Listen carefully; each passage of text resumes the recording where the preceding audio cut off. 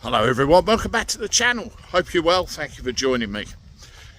You know, we had this thing yesterday, didn't we, where we found out the punishment levied out at Huw Edwards for what he did.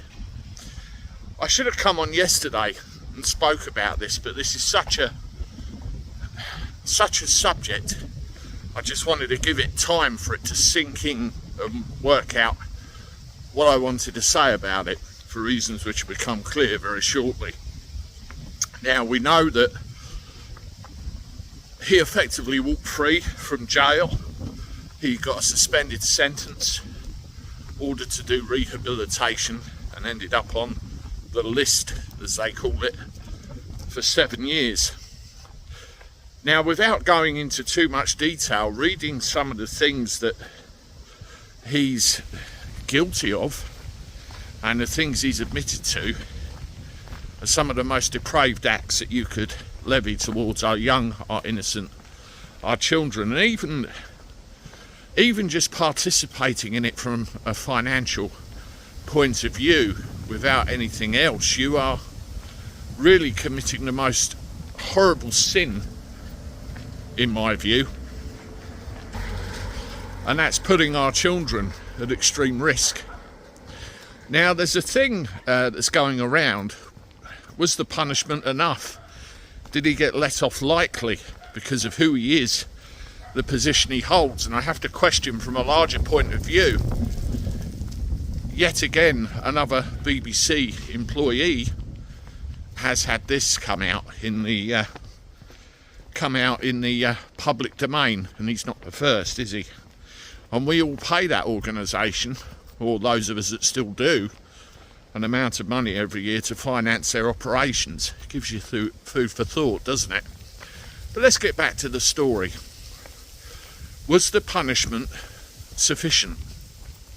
No, I don't think it was. Not by a long shot.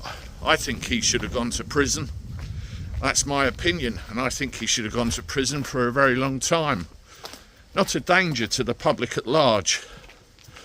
What about kids? You see, this kind of thing starts from somewhere. Inevitably, it's where the accused, or in this case the convicted, might have had an issue themselves in the past. More often than not, it's always the way. But that being said, they were wrong, they were caught, and they need to be held accountable. It really puts a spotlight on the sentencing and the way different crimes are dealt with in this country.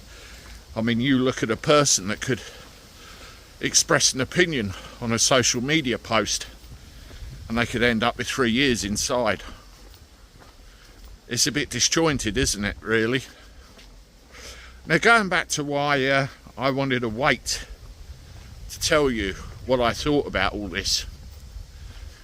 A lifetime ago, probably nearly 20 years if I think about the passage of time, I received the most horrific phone call from a friend of mine about something that had happened.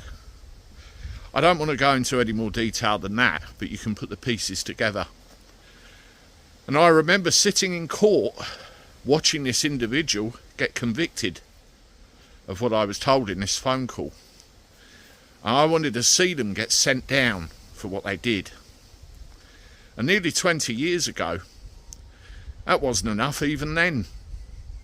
And they were let out having served a fraction of their sentence. And they were released back into an area fairly local to where they did what they did. So this problem, folks, has been going on for more years than I care to remember. And at the end of the day, who is affected by this? Our young, our children. It's disgusting. It's a disgrace. And I don't care who you are, the Huw Edwards of the world, or just normal Joe walking down the street. The punishment certainly doesn't fit the crime. And that's all I'll say on it. Let me know what you think in the comments, but please keep it clean, because I don't want YouTube jumping all over me. Subscribe to the channel, hit the like button, and I look forward to talking to you soon. Toodaloo.